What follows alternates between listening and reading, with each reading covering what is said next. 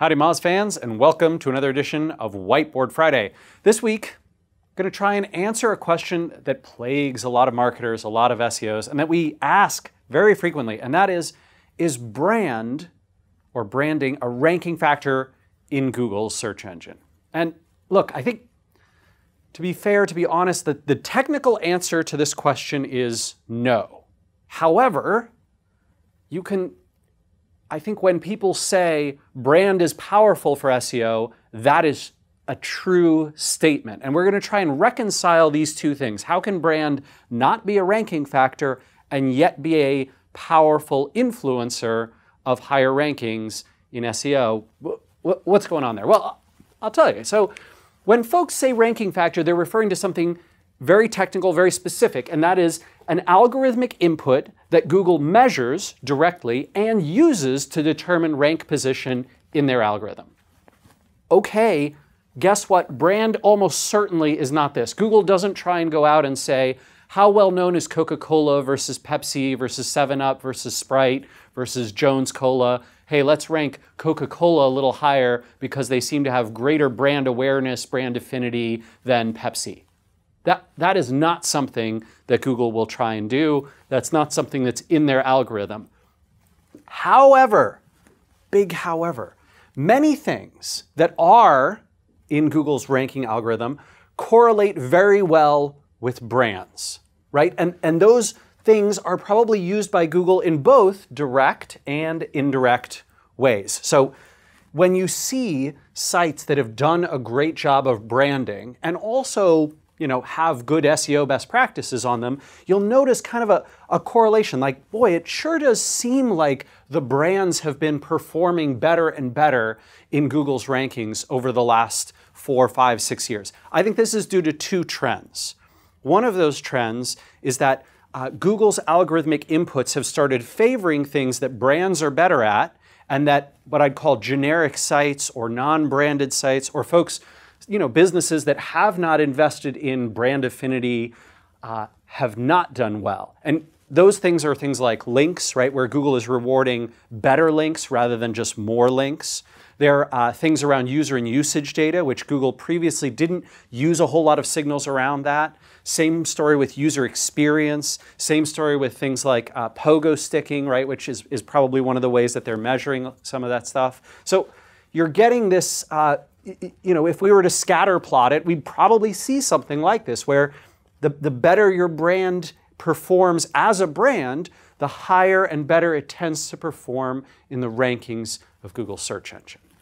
Now, how is it that these brand signals that I'm talking about correlate more directly to ranking signals? Like, why does this impact and influence? I think if we understand that, we can understand why we need to invest in brand and branding, and how and where to invest in it as it relates to the web marketing kinds of things that we do for SEO. One, very clearly and very frankly, is links.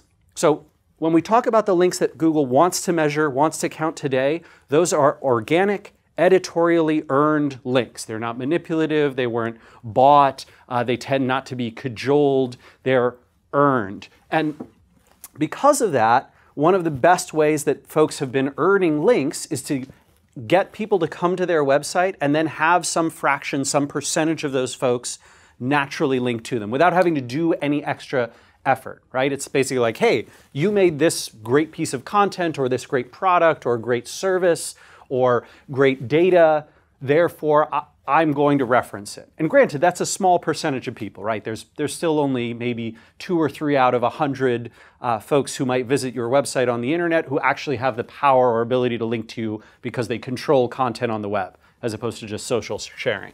But when that happens, right, if in a lot of cases, folks go and they say, yeah, this content's good, but I've never heard of this brand before. I'm not sure if I should recommend it. Like, looks good, but I don't know them.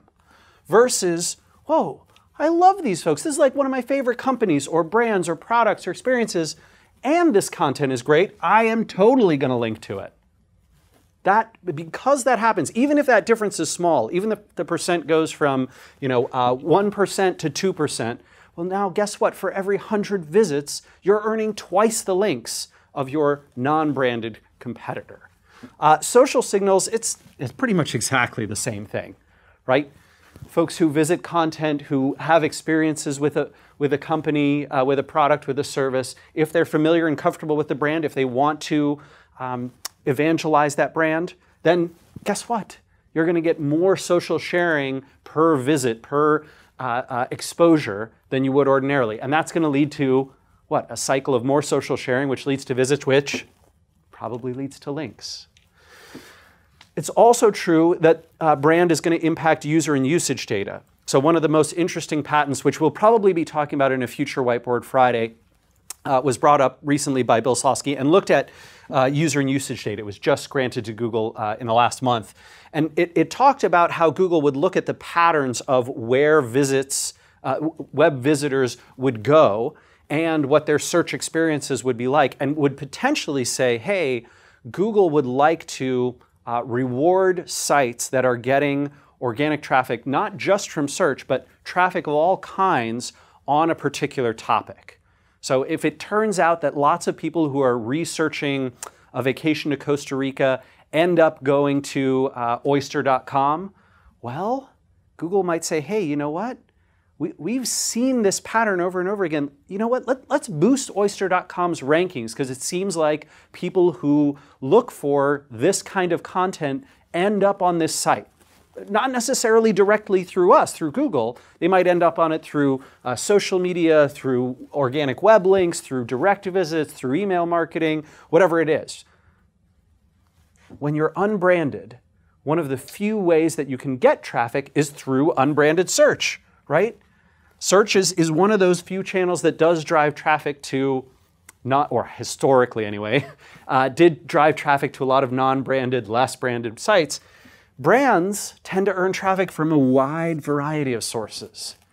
If you can start earning traffic from lots of sources and have the retention and the experience to drive people back again and again, well, probably you're going to benefit from some of these potential algorithmic shifts and future-looking directions that Google's got.